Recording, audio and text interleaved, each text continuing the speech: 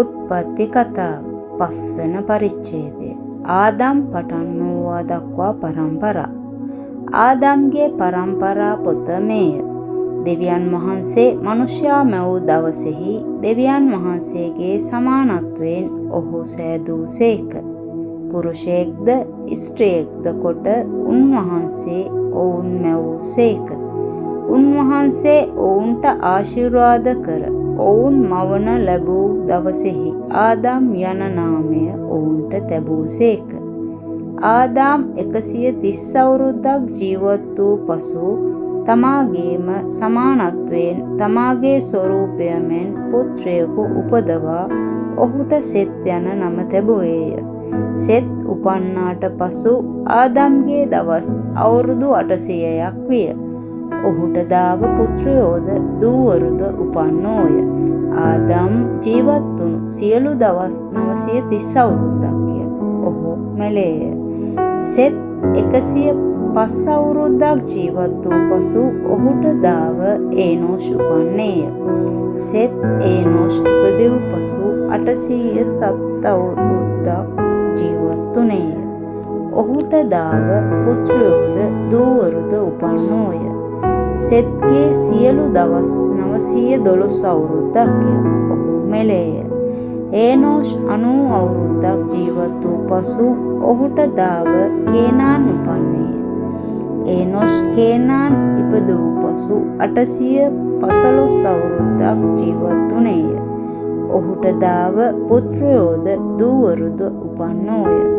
ඒනෝෂ්ගේ සියලු දවස් 905 අවුරුද්දක්ය. ඔහු මැලේය. කේනාන් 70 අවුරුද්දක් ජීවත් වූ පසු ඔහුට දාව මහලලෙන් උපන්නේය. කේනාන් මහලලෙන් ඉපදෙව් පසු 840 අවුරුද්දක් ජීවත් වුණේය. කේනාන් මහලලෙන් ඉපදෙව් පසු 840 අවුරුද්දක් ජීවත් වුණේය. ඔහුට දාව පුත්‍රයෝද දූවරුද උපන්නෝය. කේනාන්ගේ සියලු දවස් 910 අවුරුද්දක්ය. ඔහු මලේය. මහලලෙන් 65 අවුරුද්දක් ජීවත් වූ පසු ඔහුට දාව යරෙත් උපන්නේය. මහලලෙන් යරෙත් ඉපදෙව් පසු 830 අවුරුද්දක් ජීවත් වුණේය. ඔහුට දාව පුත්‍රයෝද දූවරුද උපන්නෝය.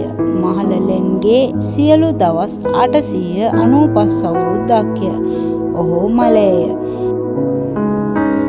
යරෙත් 160 අවුරුද්දක් ජීවත් වූ පසු ඔහුට දාව ඒනොක් උපන්නේය. යරෙත් ඒනොක් ඉපදෙව් පසු 800 අවුරුද්දක් ජීවත් වුණේය. ඔහුට දාව පුත්‍රයෝද දූවරුද උපන්නෝය. යරෙත්ගේ සියලු දවස් 960 අවුරුද්දක්ය. ඔහු මලේය. ඒනොක් 65 අවුරුද්දක් ජීවත්ව මෙතුසලා ඉපදෙව්වේය. ඒනොක් මෙතුසලා ඉපදෙව් පසු අවුරුදු 300ක් දෙවියන් වහන්සේ සමග හැසිරුණේය. ඔහුට දාව පුත්‍රයෝද දූවරුද උපන්නෝය. ඒනොක්ගේ සියලු දවස් 365 අවුරුද්දක්ය. තවද ඒනොක් දෙවියන් වහන්සේ සමග හැසිරුණේය. දෙවියන් වහන්සේ ඔහු ගත් බැවින් ඔහු තවත් නොදක්නා ලද්දේය. මෙතුසෙලා 187 අවුරුද්දක් ජීවත් වූ පසු ඔහුට දාව ලාමෙක් උපන්නේය. මෙතුසලා ලාමෙක් ඉපදෙව් පසු 780 අවුරුද්දක් ජීවත් වුණේය. ඔහුට දාව පුත්‍රයෝද දූවරුද උපන්නෝය. මෙතුසලාගේ සියලු දවස් 969 අවුරුද්දක්ය. ඔහු මලේය. ලාමෙක් 180 අවුරුද්දක් ජීවත් වූ පසු ඔහුට දාව පුත්‍රයෙක් උපන්නේය. ඔහු ස්වාමින් වහන්සේ ශාප කළ භූමිය කරන කොටගෙන වූ අපගේ වැඩද අත්වල වෙහෙසද ගැන මේ තෙමේ අප සනසන්නේය කියා ඔහුට නෝවා යන නම තැබීය. ලාමෙක් නෝවා ඉපදෙව් පසු 595 අවුරුද්දක් ජීවත් වුණේය.